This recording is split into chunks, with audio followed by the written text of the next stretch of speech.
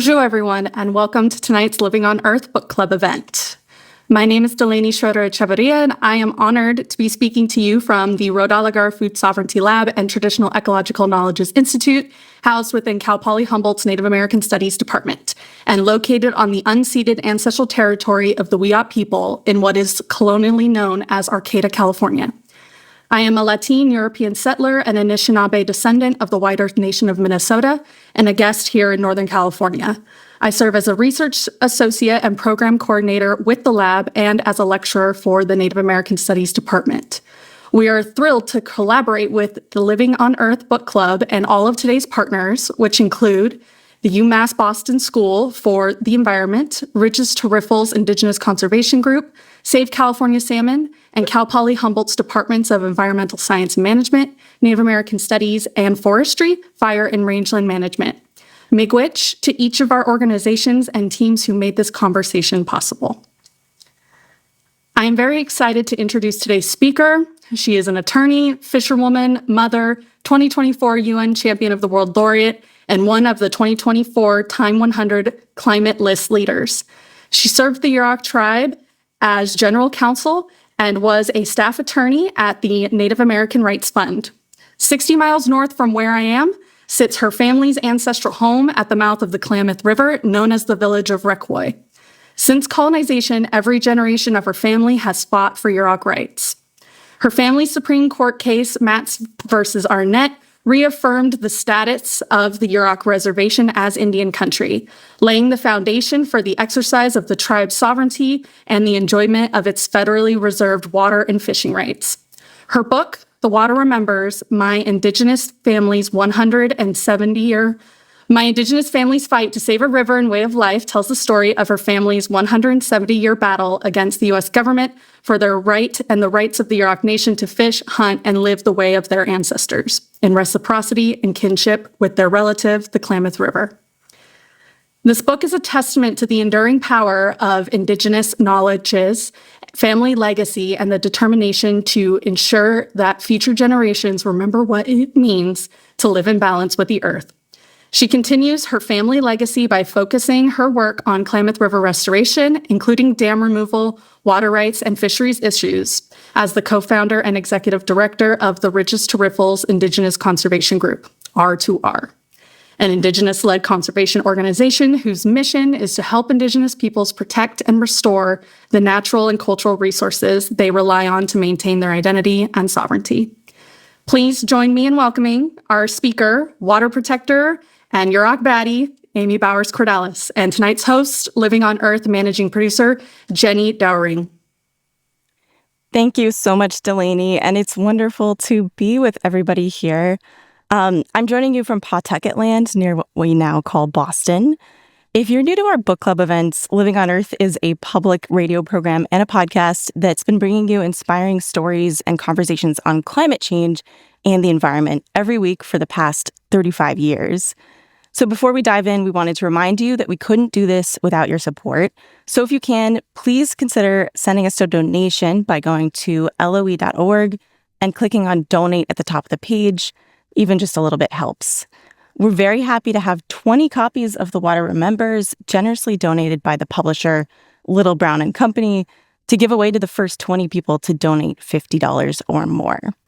And please note that you can send us questions that you have in the chat, and we'll try our best to incorporate those into our conversation with Amy. And we are honored to be speaking with Amy about The Water Remembers tonight. So without further ado, Amy Bowers Cordalis, welcome to Living on Earth. I agree. Thank you for having me. It's such a pleasure to have you. So, Amy, this book, and here it is, The Water Remembers, is such a powerful story of resilience and resistance. What inspired you to write this book?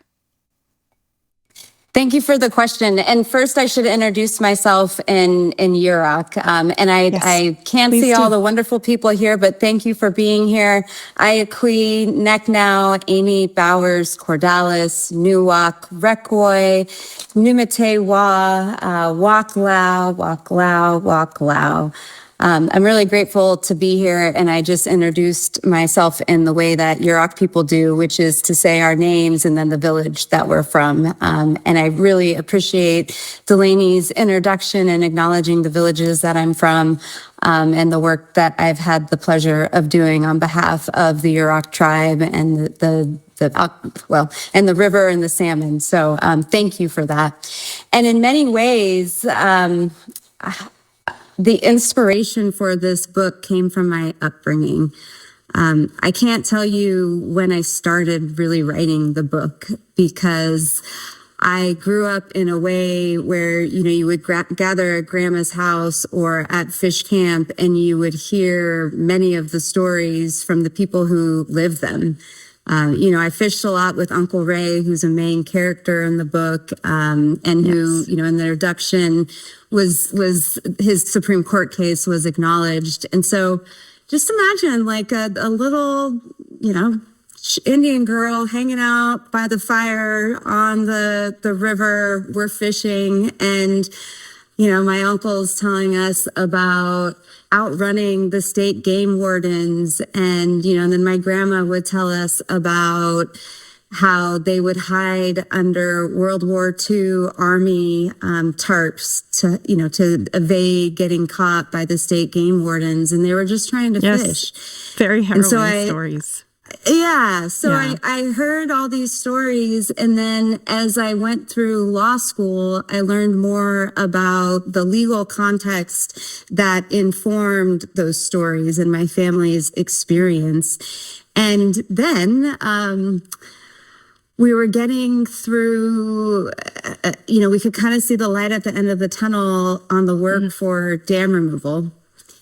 And then I got pregnant with my third kiddo, and it was like I just had to write. I couldn't not write. And so I just started writing. And at first, I thought I wanted to write a novel about these stories. But then through some good guidance, it really came out that the story itself was, it's all true. And so it was more powerful as a nonfiction book. But it was really important to me that it read like a story, because it's my invitation to readers and to the rest of the world to join us at fish camp next to the river. And, I'll tell them a story. Because I think that's the most powerful way of getting people interested and developing empathy and understanding. And I think when you can open your mind through story, then it does open your heart. And then you can, if you're so inclined, change the way you live, change the way you think, change the way you interact with the world. And we're at a point in time where Indigenous knowledge, Indigenous stories, Indigenous wisdom are really necessary. And so to be able to share that in that way that I hope is able to be received was really, my hope, my inspiration, and my sort of guiding light through the writing process. I love that. There is something really, really powerful and unique, especially to those of us coming from a Western context, I think, the colonizer context, about the relationship, the inextricable relationship between the Yurok people and the Klamath River and the place and the wildlife there, the kinship that is there. Yeah. And like you say, it's something we really need right now in this world. So how do you describe this kinship between you and the river and everything there? Well, it took me how many pages in the book to describe that? But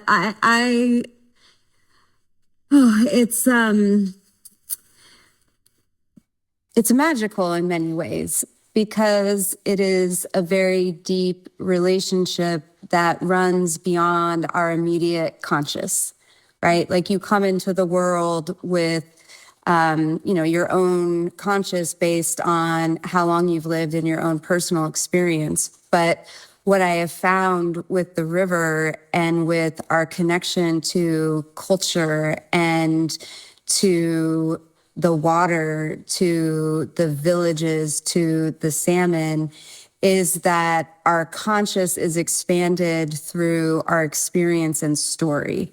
So, I am not the first person to just go to my home village, Requoy, right? Like my family has been there since the beginning of time. And so we have these stories, many of which I shared in the book, about what happened at Oregus, for example, which is also, a sacred site at the mouth of the river that tells the salmon when to go in. But we have these, literally almost since the beginning of time, stories about what has happened at Oregus. And so when we hear those stories, that time, that consciousness is passed down. But also it happens in ceremony too, where, like the regalia that we made, it has pieces of abalone like I'm wearing, or bear grass, even leather, that 3, 4, maybe even 5 generations ago made that. And so when it goes into ceremony and it's danced and the music it makes, the vibrations that it sets off, those are literally from our ancestors, and it carries forward that experience, that sound, that even like the texture, right, of what it was like to be in that place that long ago. So it's and I start with that consciousness because I think to understand the relationship, you have to understand that the relationship starts with the beginning of the people, and we weren't ever relocated, and so through the way I just described, it's carried down and it's bigger than any one of us. But also it goes back to values.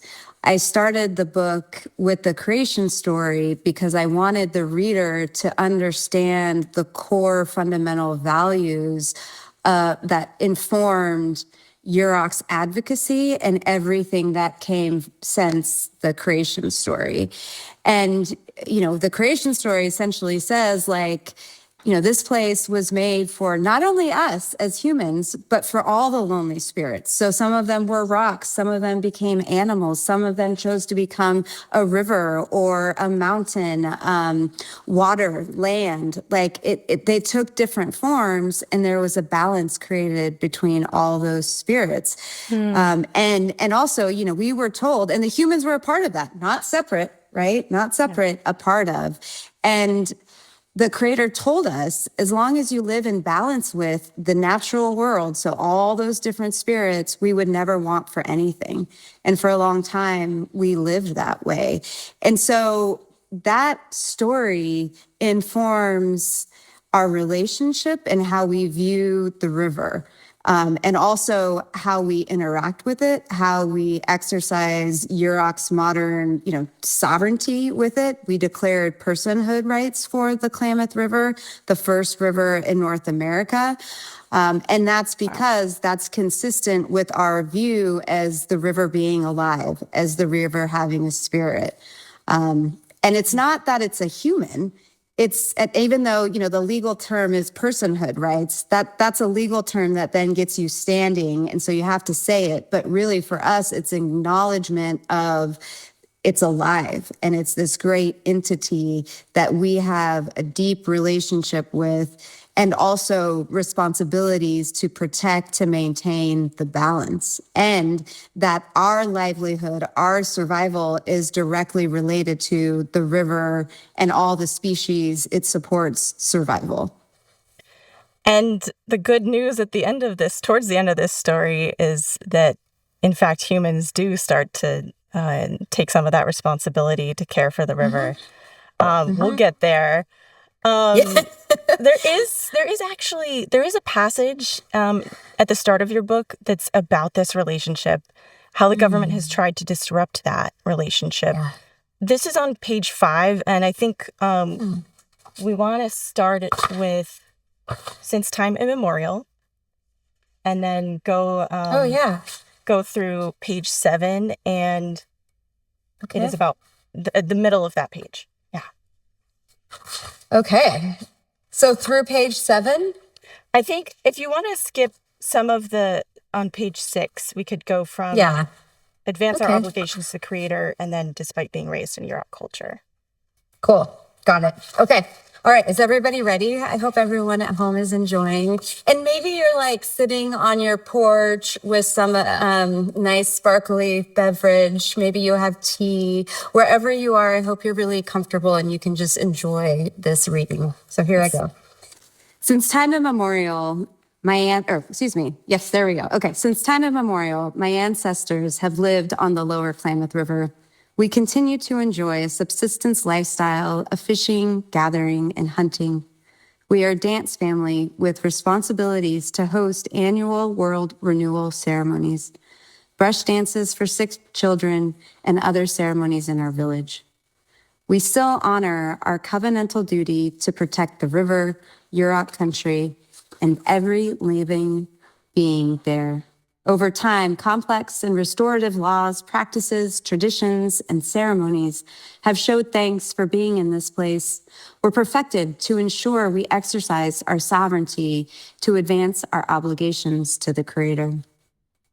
And I'm going to skip a couple paragraphs. Despite being raised in Yurok culture, my family was relearning how to live a Yurok way of life.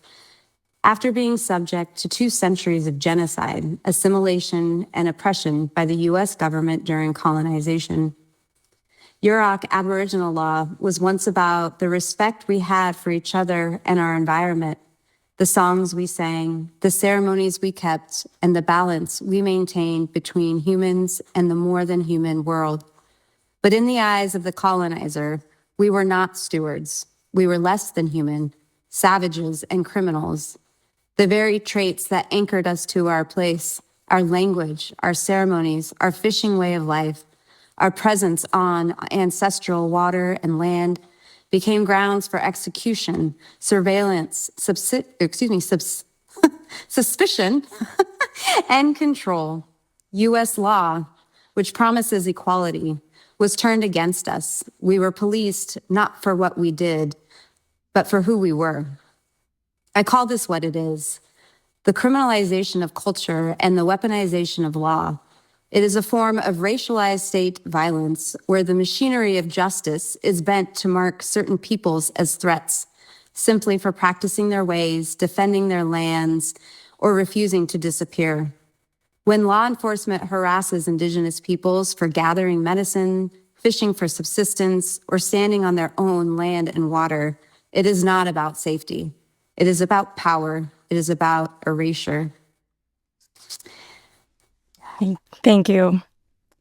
You don't hold back in this book. I mean, you don't, try to wash over some really horrible things that happened. And I think that history is really important for people to know and understand, because your people have survived a lot of stuff. And part of the point of this story is it was standing up and continuing to live your traditional ways that actually helped preserve your culture in the end. Yeah. And thank you for framing it all that way.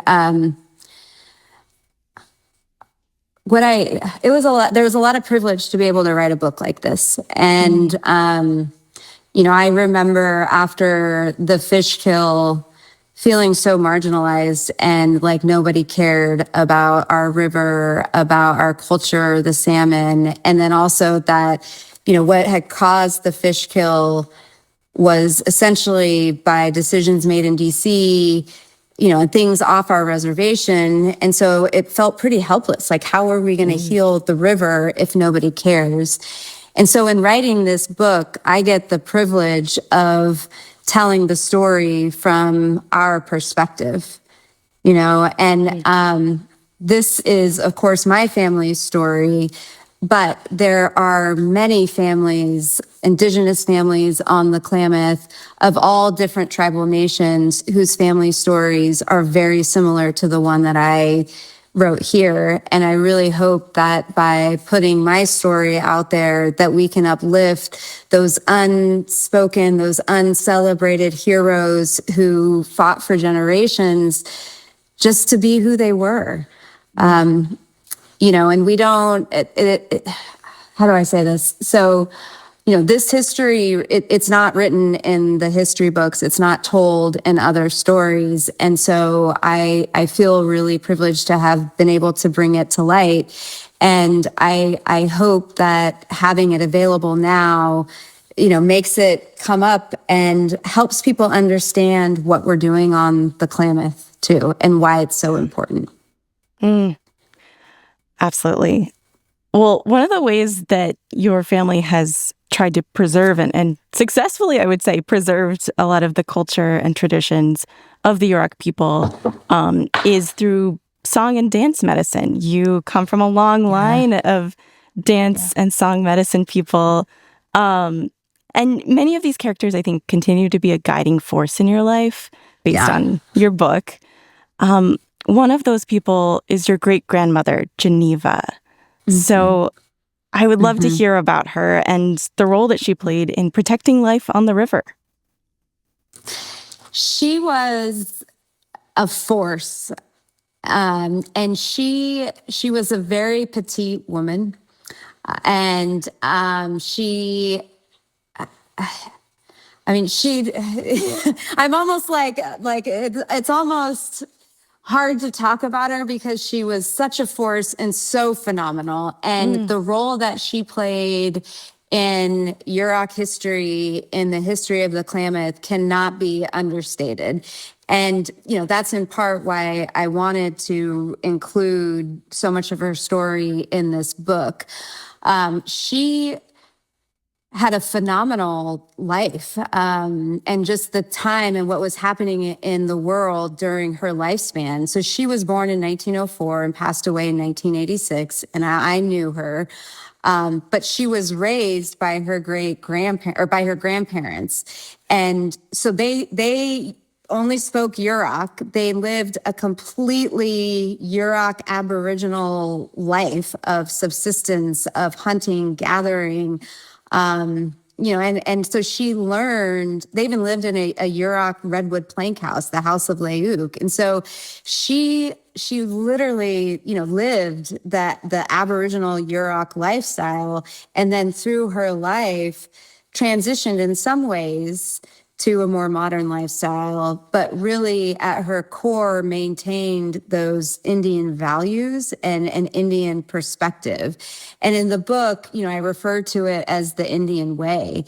And she was tested many times in her life, and one of the stories in the book, and that's like one of my most favorite stories too, is just how there's so many times in life where she prayed all the time, and she deeply believed in her Indian way, yet it was tested all the time through, trying to be a bootleg salmon fishing people and get salmon out the river to go, sell, all these sort of just tests. And every time her Indian way protected her.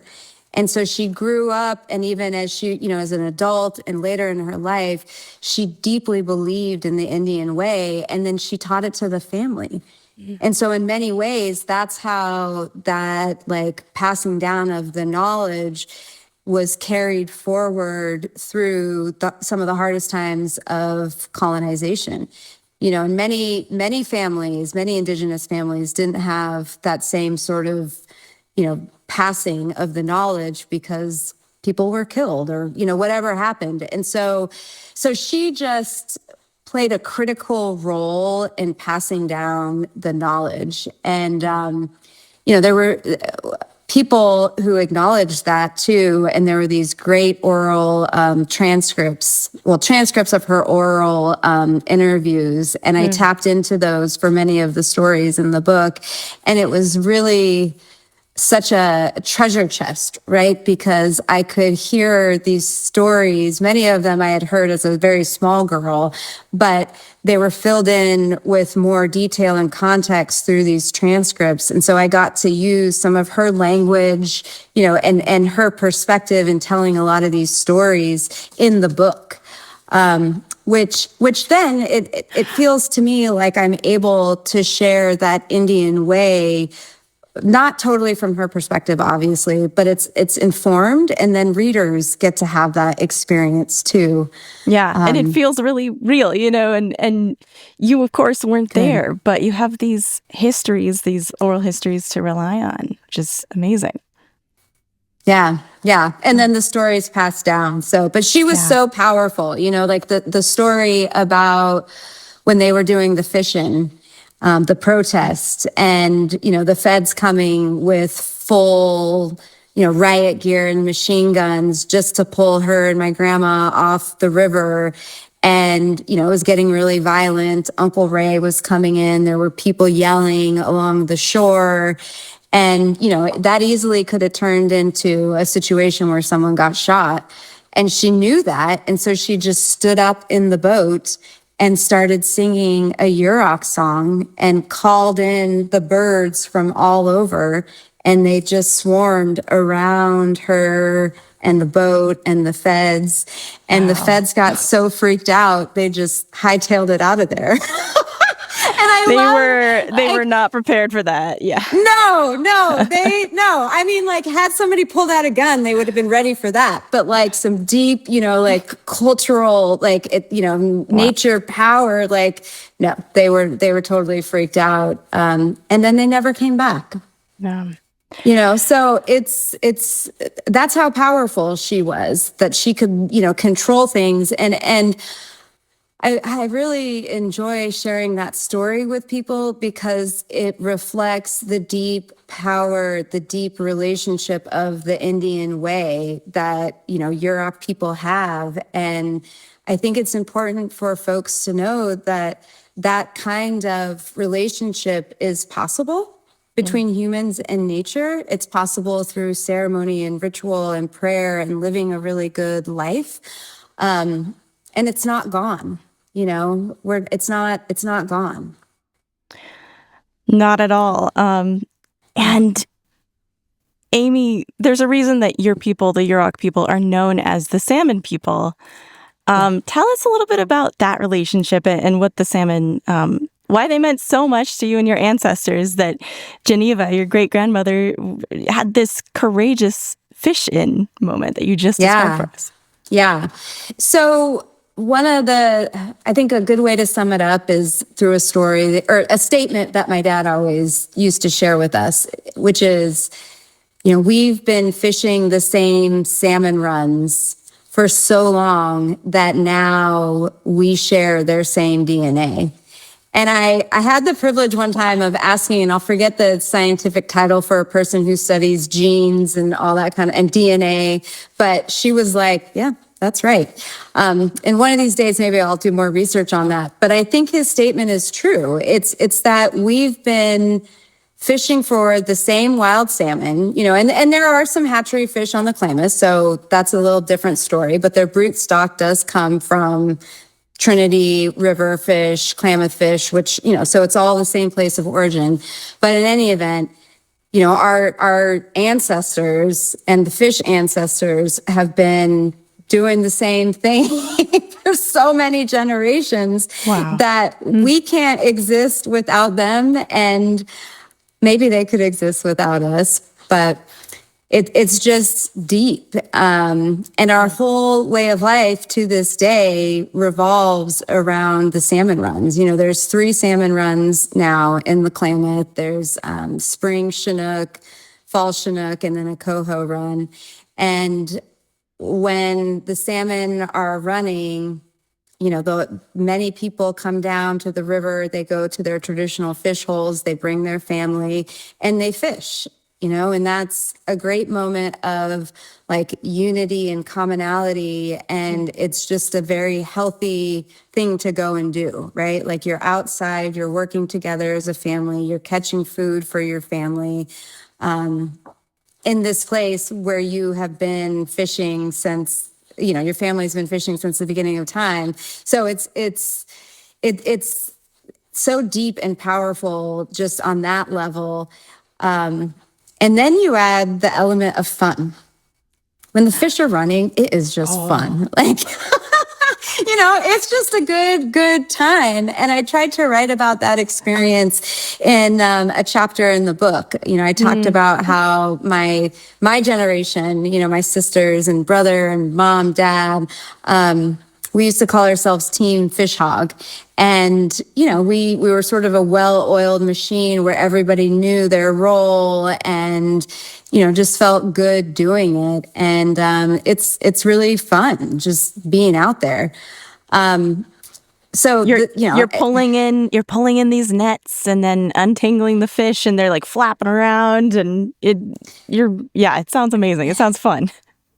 Well, yeah, and your adrenaline is pumping because, these salmon are large salmon, and the way that when you do everything right, you catch them when they first get caught in the net, and so they're still alive and they're fighting for their lives. And so it's and literally, you're checking the net and you're pulling the net up out of the water, and then when you find the salmon, you have to lean over the side of the boat and do a hefty lift to get the salmon in the boat, and it's flopping around, and then you got to untangle it.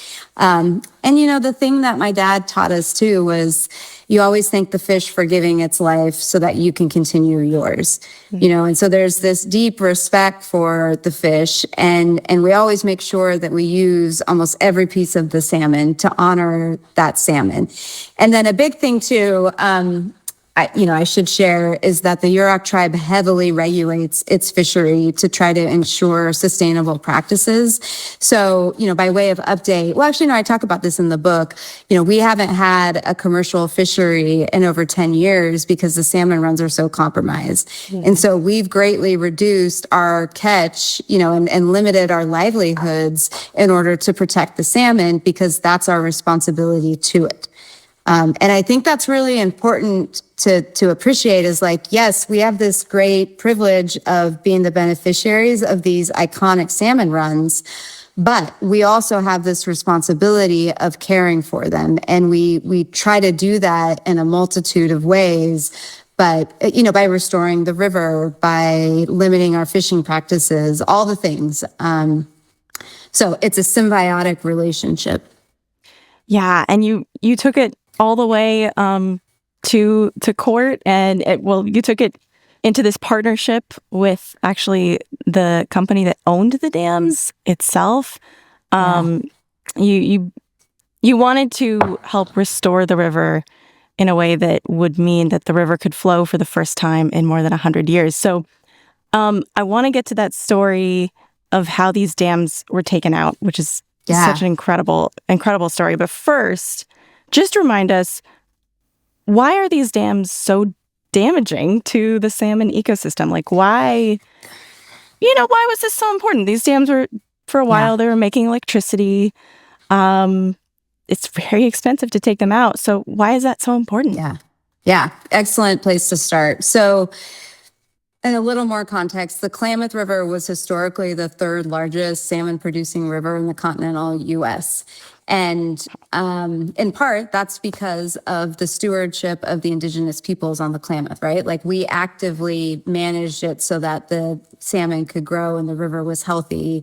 And then, of course, when colonization happened, all that changed. So there were 4 dams that were built in the mid part of the Klamath between 1913 and 1964. And they blocked salmon from spawning. They were built without fish ladders. So Iron Gate Dam was literally an iron gate that blocked any salmon from passing. And if you go, even in my lifetime, if you went to Iron Gate Dam, it looked like a salmon graveyard. There were carcasses of, rotting salmon who had died trying to get past the dam and failed because there's no fish passage. So that was one big reason why they were harmful. But then the other one is that behind the dams, there were 4 dams, and then there were about 2,000 acres of reservoirs that were created by the dams. And underneath those reservoirs, there were several cold water springs that used to come up and flow down the river and chill the entire 173 miles of the river from the point of Iron Gate all the way down to the mouth of the river. And so that cold water was blocked.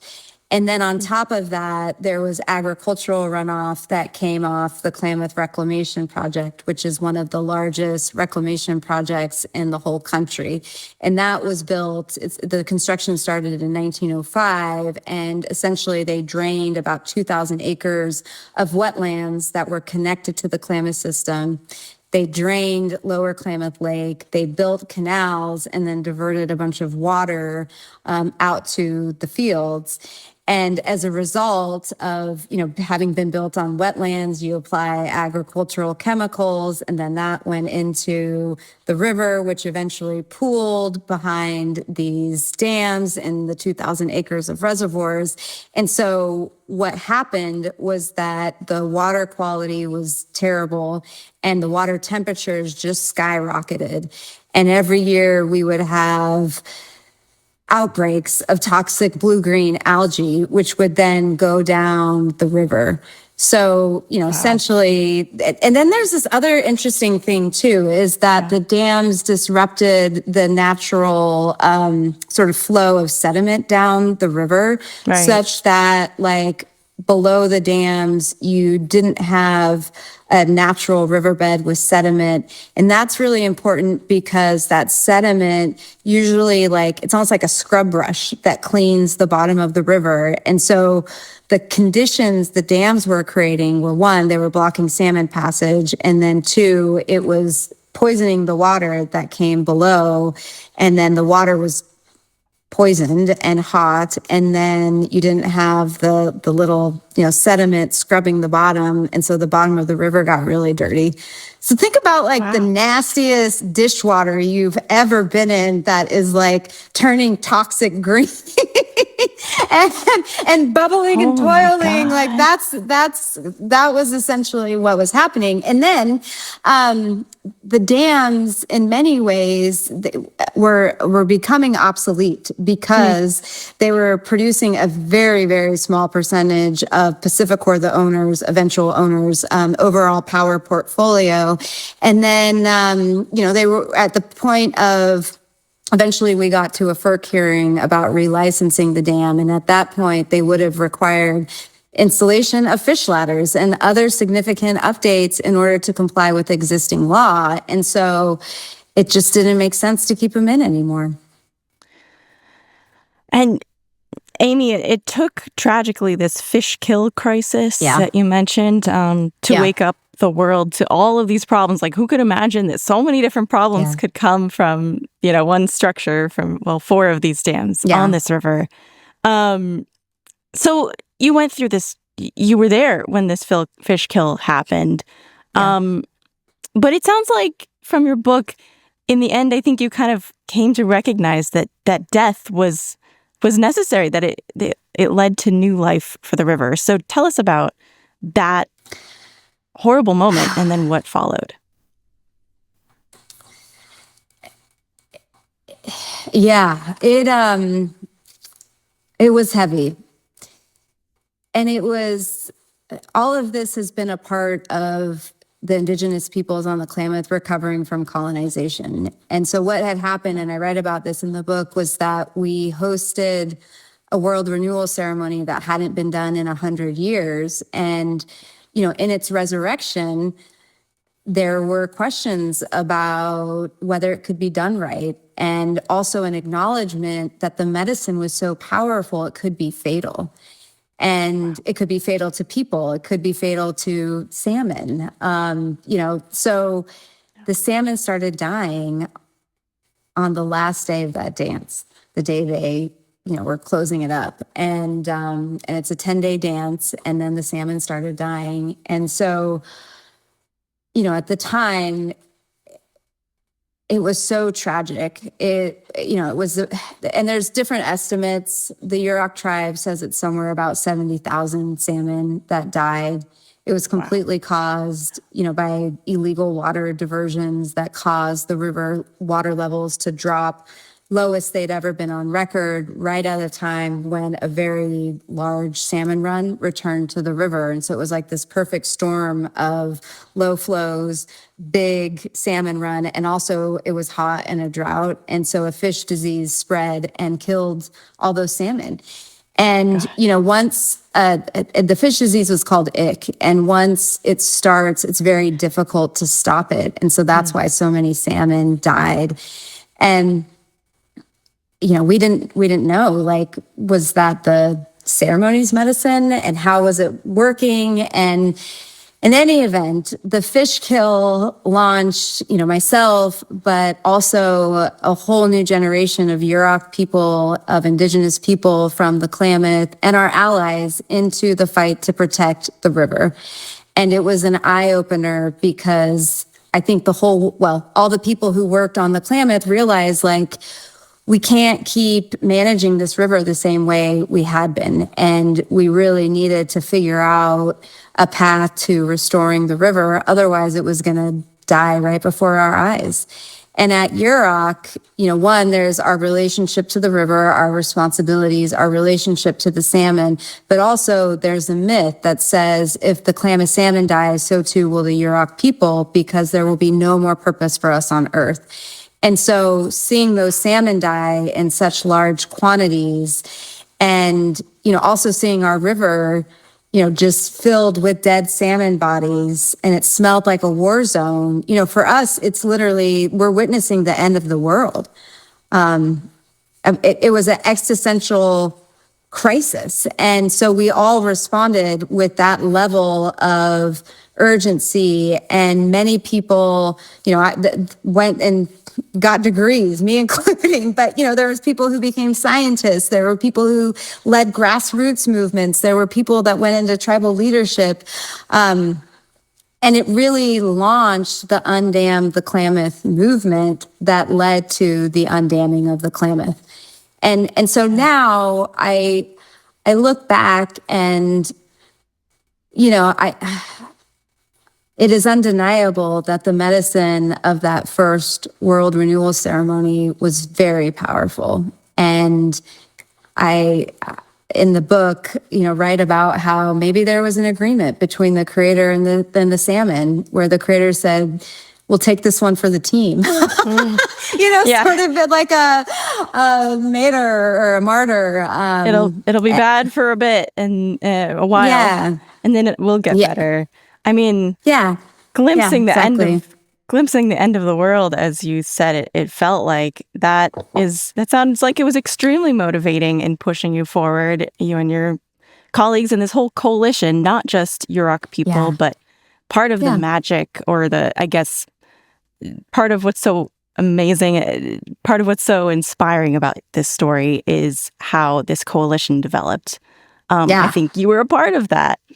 And so, the company that owns these dams, PacifiCorp, realizes it's going to be more expensive to put in these fish ladders, which is necessary. These dams come down in 2023 and 2024. And you had a chance to go see the river healing where, all of these dams had been. And Amy, if we only had time to read one of the passages about dam removal, should we do Copco 2? Should we do Iron Gate? What's your preference? And I can give you some page numbers too. I'm looking at, let's see.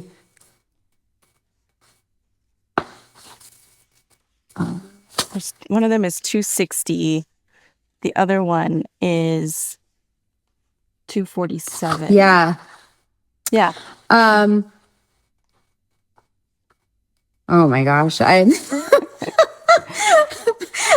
Did you want They're both really good moments. So for the audience, it's one moment about the first time I witnessed the one part of the river going free, or one dam used to be, and then the other one is when the river was completely free. So why don't we do the one where the river's totally free? And then we can, I could do maybe, if we have time, a little update about what's happening now.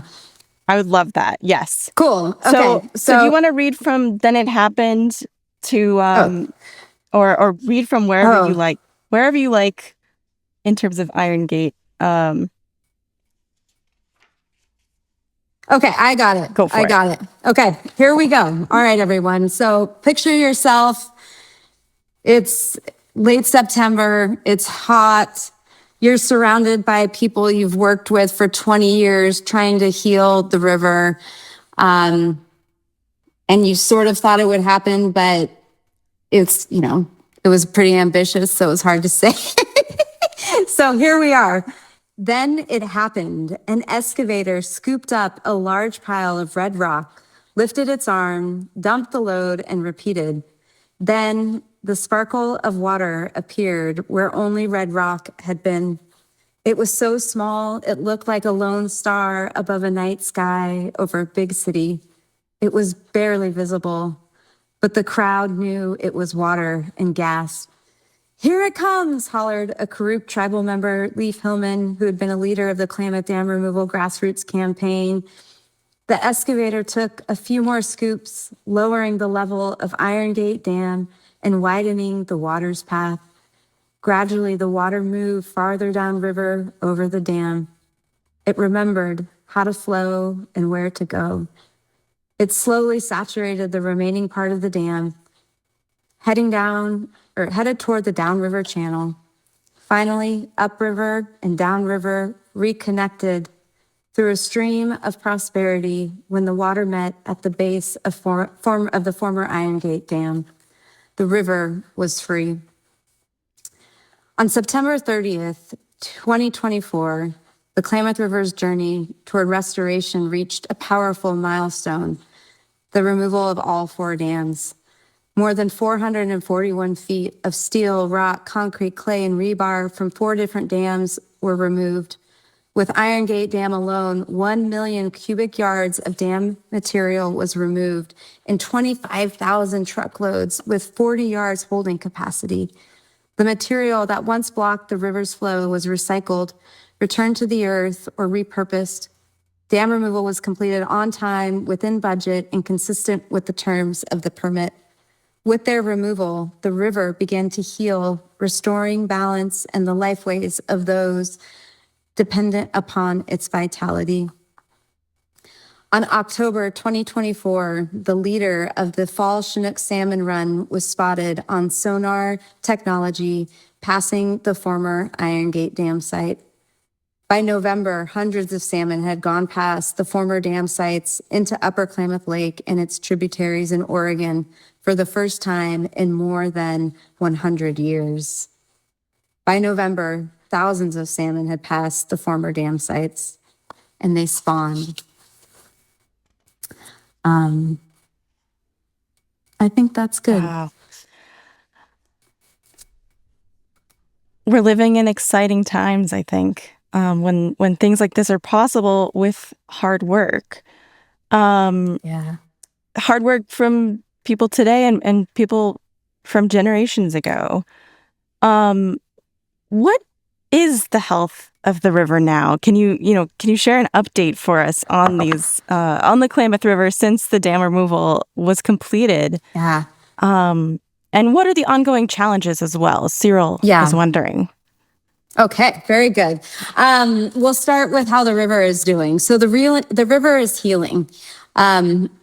Water quality has improved, water temperatures have dropped, and following the first year of dam removal, even more salmon came home and went even further into the tributaries up in Oregon past Upper Klamath Lake.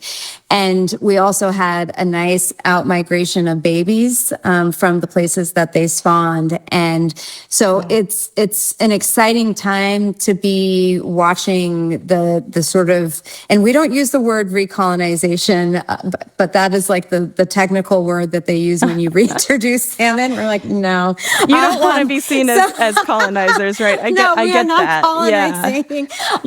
But they're replenishing and going home and creating their homes and growing, let's say that.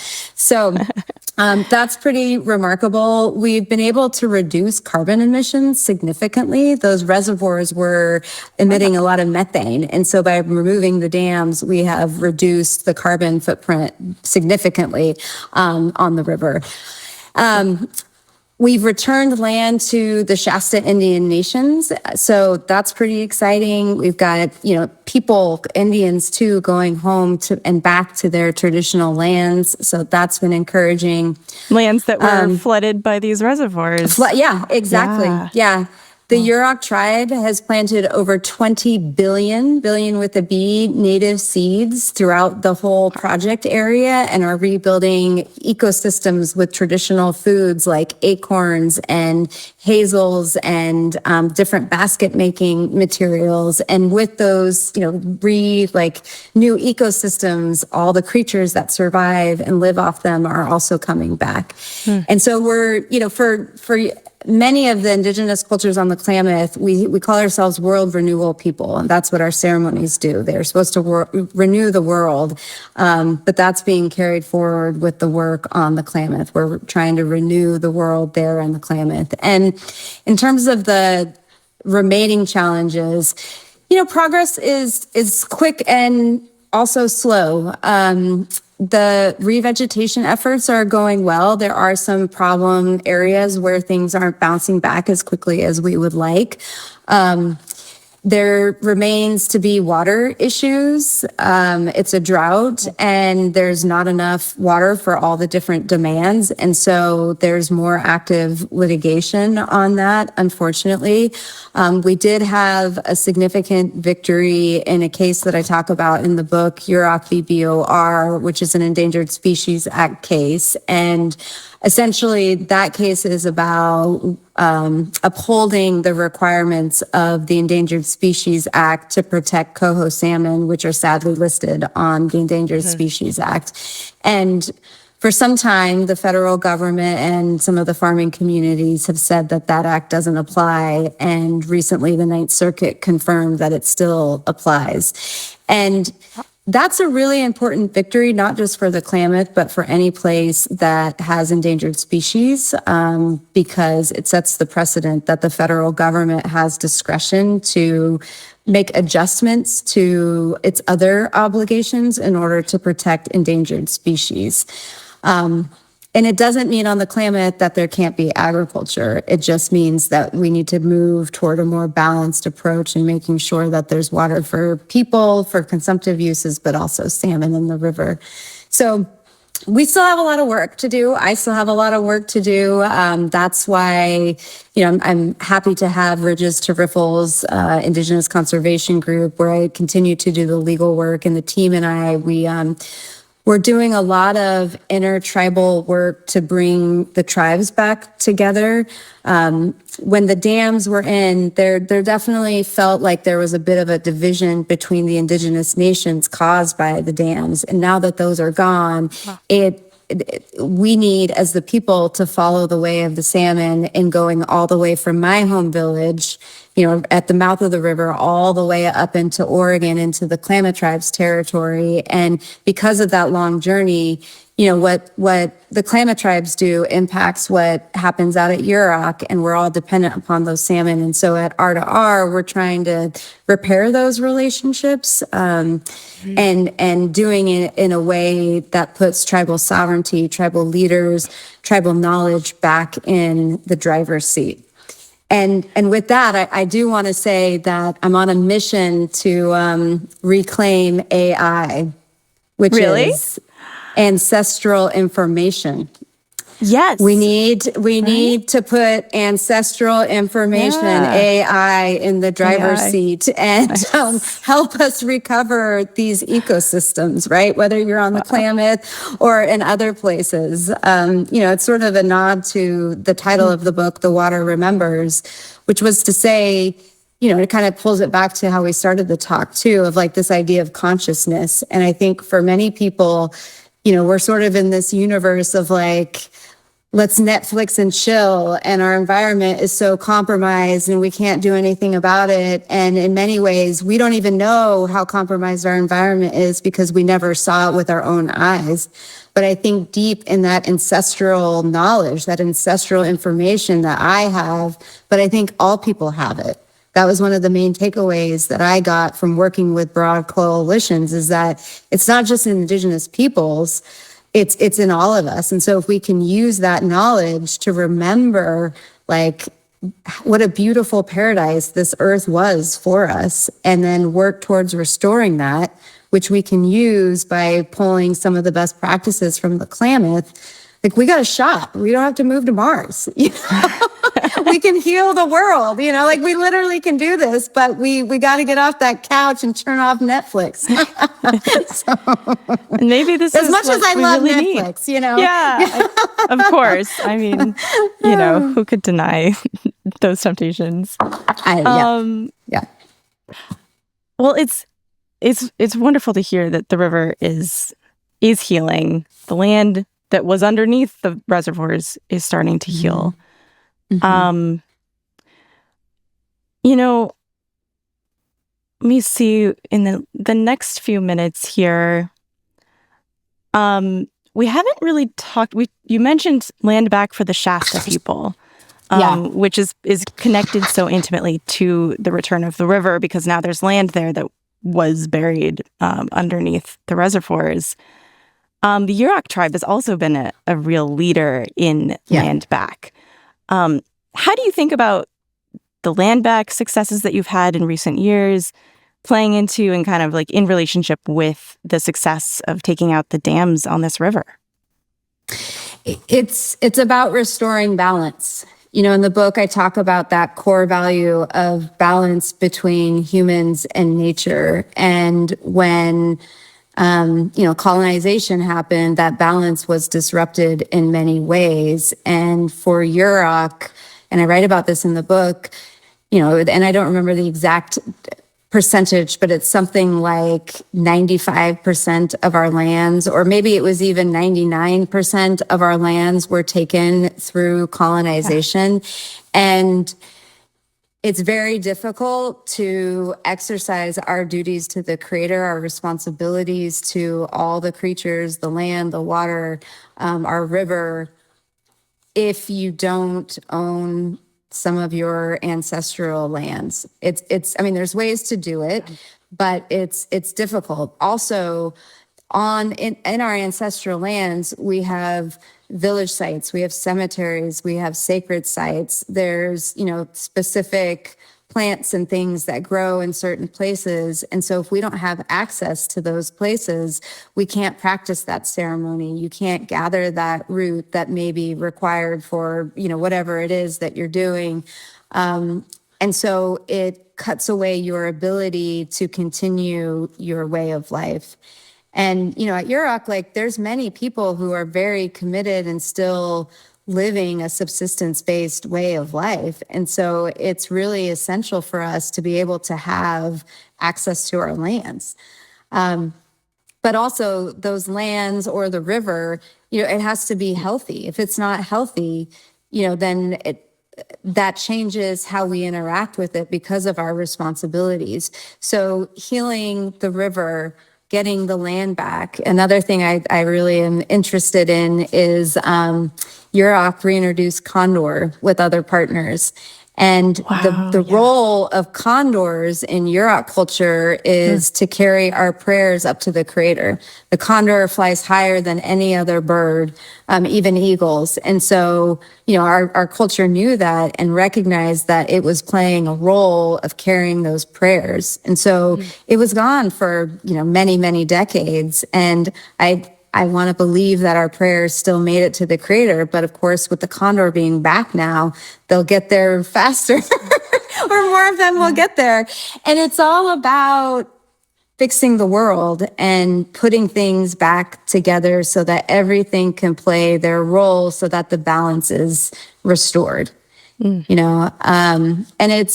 I think when the balance is restored, that's when that Indian way becomes so powerful. We were talking about Geneva. And so, and it's not something that has to just be limited to us. This could be an approach, a model, a way of thinking that the world gets behind. And that was one of the points that I tried to make in the book is, Klamath dam removal and the work we did was really a model for how we can heal the planet and bring a lot of social, political, and economic stability to the earth, right? Mm. I mean, we were able with the dam removal to use grassroots, use the law, policy, and leadership to enter into a $500 million settlement agreement that equally valued the rights of nature, business, and Indigenous peoples.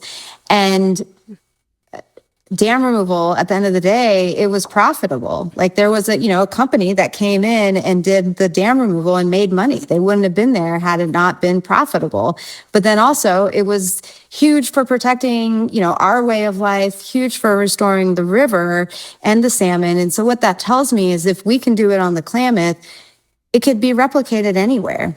And if you can bring about that kind of like stability and still use some of our dominant, modes of being, capitalism, for example, like there's a way forward where we can really change the trajectory and honor the earth, restore the earth, honor Indigenous cultures, and still, be in business. Sure, we have to make some adjustments, but there's a model there that starts on the Klamath.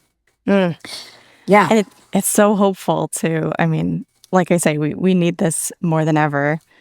I want to ask you about one of the people who guided you on your journey from childhood. I mean, we talked about Geneva and her amazing legacy. But there's also in this book, your father, a dedicated fisherman, a strong male father figure who guided you,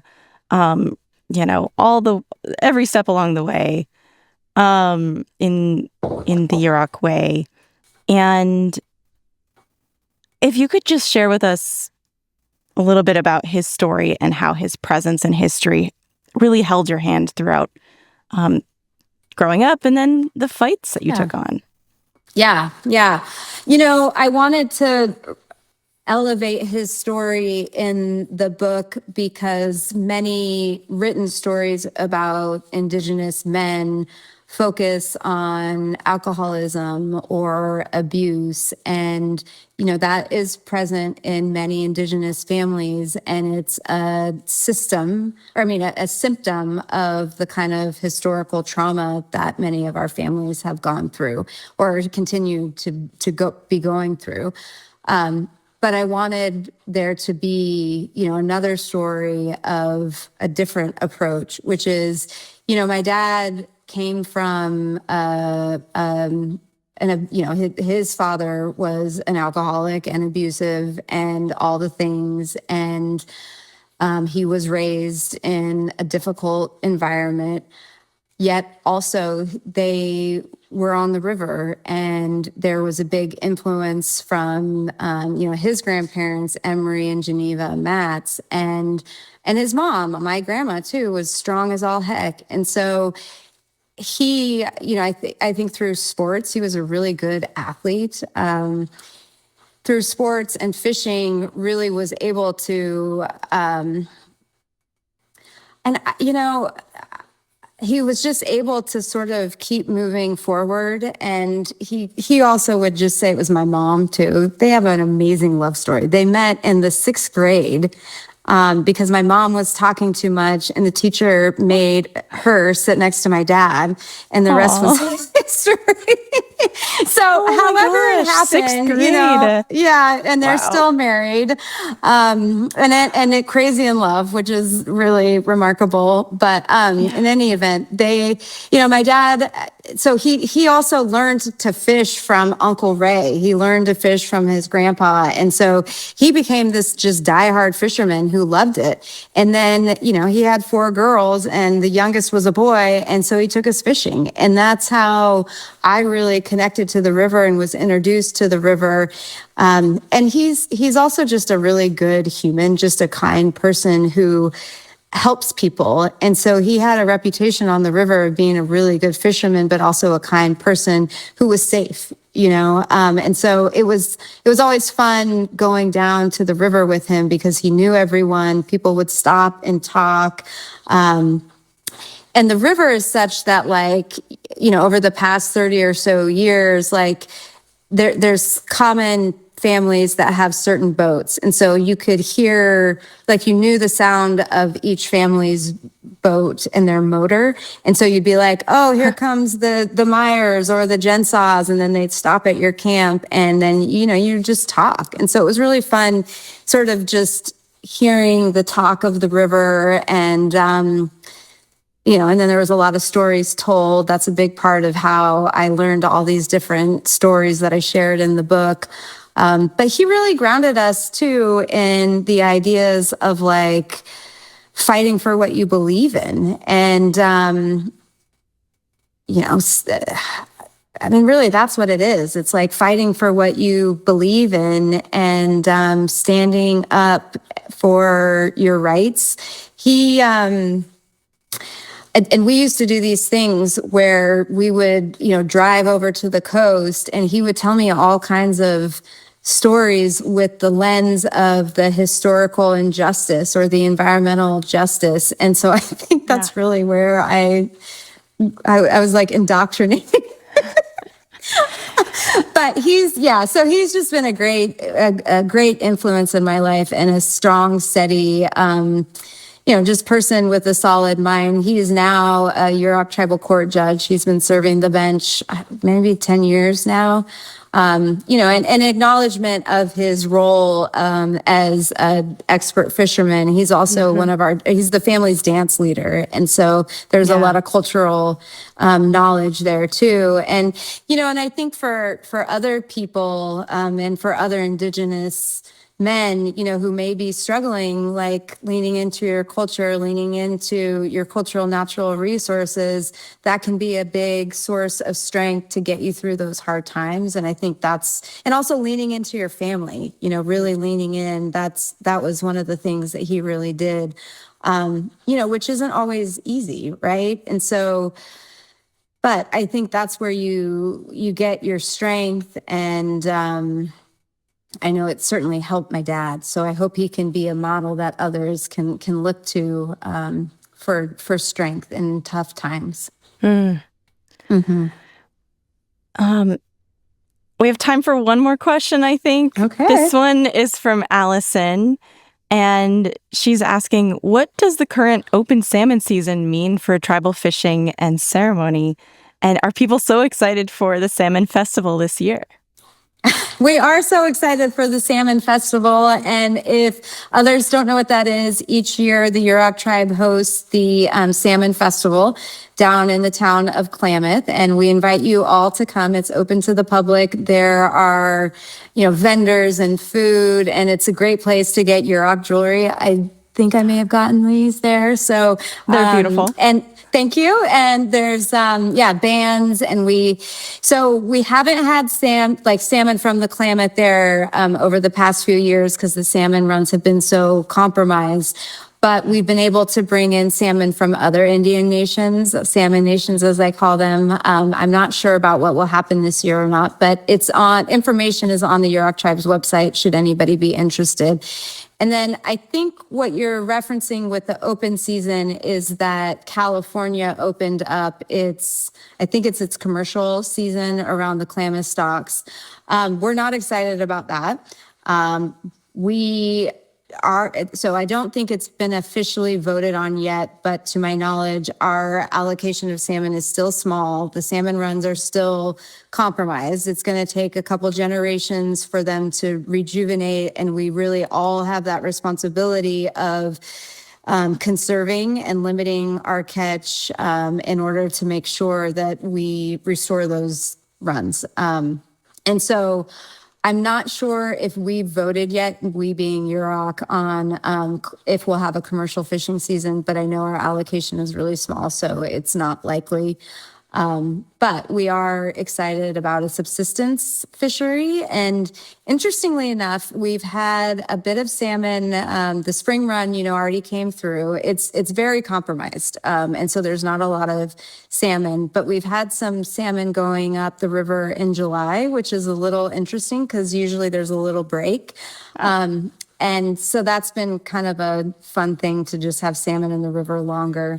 Do you think they're just really eager to get back? They're like, we haven't been able to come up here in a while. Well, so I think what it could be is that salmon, from an anecdotal perspective, they move when it feels good. So they move when the water is cold. They move when, really it is a lot about the water being colder, and the quicker they'll go upstream if the conditions are right. And so I think the river being a little bit colder has really helped them move faster. So I think that's a bit of what's going on. Wow. Yeah. Well, I'm sad that we are at the end of our evening with you, but thank you again so much, Amy, for being here. Amy Bowers Cordalis is the author of The Water Remembers: My Indigenous Family's Fight to Save a River and a Way of Life. Thank you so much, Amy. Well, thank you, Wak Lau, to you and to the audience for being here. It's really a pleasure, and I hope you all enjoy the book. And you can send me a message on my website, amybowerscordalis.com, and let me know what you think. Cool. And of course, many thanks to all of our collaborators for this fantastic event: the UMass Boston School for the Environment, Ridges to Riffles Indigenous Conservation Group, which Amy founded, Save California Salmon, the Cal Poly Humboldt Department of Environmental Science and Management, Department of Native American Studies, and Forestry, Fire, and Rangeland Management. You can check out our upcoming and previous live events at loe.org/events. And just one more reminder, we're going to send copies of The Water Remembers to the first 20 people to donate $50 or more to support events like this one. So if you enjoyed this event, please consider donating at loe.org or in the survey that's going to pop up in just a moment. Thank you all, and have a wonderful evening. And definitely read this book. Thanks. Thank you.